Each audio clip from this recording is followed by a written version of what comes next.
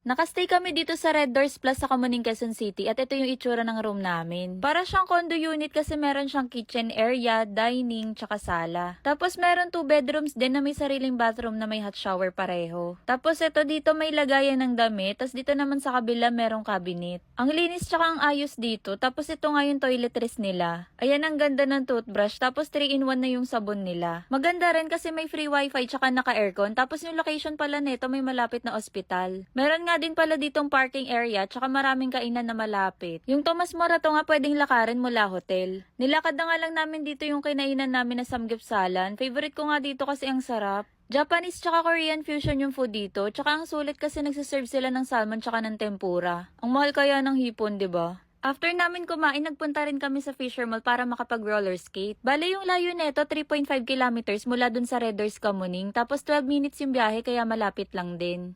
Yun lang, tapos na.